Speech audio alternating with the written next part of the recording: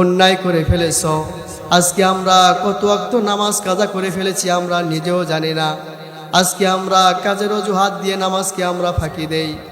রাব্বুল আলামিন বলেন, ও গোলাম, তুমি কাজের অজুহাত দিয়ে নামাজকে ফাঁকি দিচ্ছ। তুমি কাজের অজুহাত দিয়ে তোমার দিনটাকে, সময়টাকে তুমি নষ্ট করে দিচ্ছ।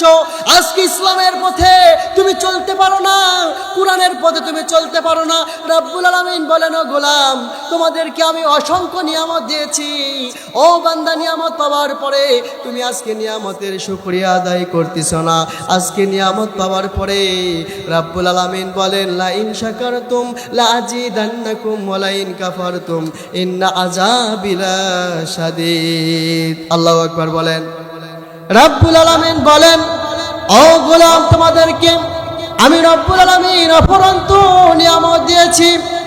ও গোলাম, নিয়ামত পাওয়ার পরে যদি নিয়ামতের শুকরিয়া আদায় না করো, আজকে আমরা রব্বুল আলামিন কতই না নিয়ামত দিয়েছেন, আমরা যদি নিয়ামত পাওয়ার পরে নিয়ামতের শুকরিয়া না আদায় করতে পারি, রব্বুল আলামিন বলেছে ইন্না আযাবি লাশাদীদ।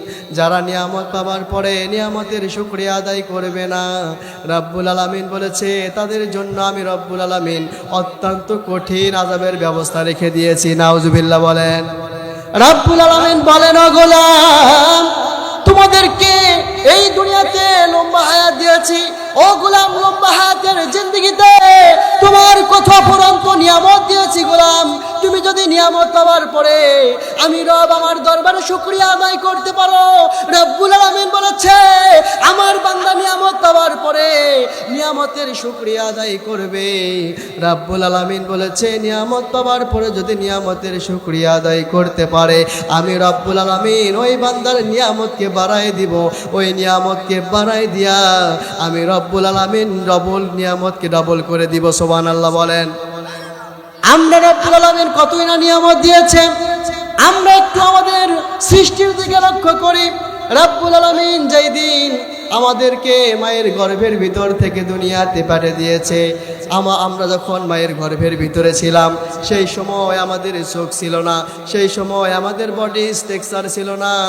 সেই সময় আমরা যখন মায়ের গর্ভের ভিতর থেকে দুনিয়াতে আসলাম, রব্বুল আলামিন মায়ের গর্ভের ভিতরে আমাদের চোখ দিয়েছে, আমাদের হাত দিয়েছে, আবার আমাদের পা দিয়েছে, আমাদের বডি স্ট্রাকচারটা সুন্দর করে রব্বুল আলামিন তৈরি করে দিয়েছে।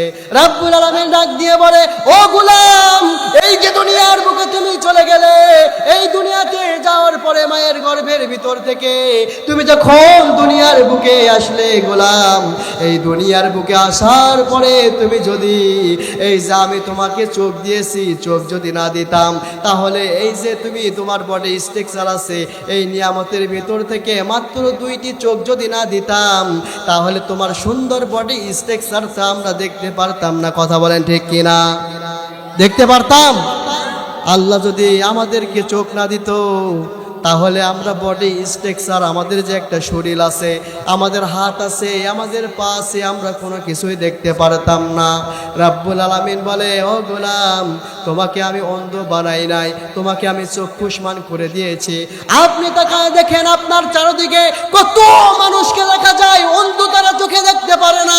দেখেন তাদের আহাজারি কত, তারা রব্বুল আলামিনের নিয়ামত এই চোখ থেকে তারা গাফিল হয়ে গেছে। রব্বুল আলামিন তাদের চোখ দেয় নাই, অনেক মানুষকে অন্ধ বানায় পাঠিয়ে দিয়েছে।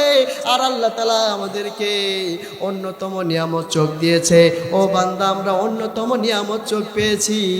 এই চোখের শুকরিয়া আদায় করে আমরা শেষ করতে পারবো না। রব্বুল আলামিন বলে, ও গোলাম, তোমাকে আমি হাত ছাড়া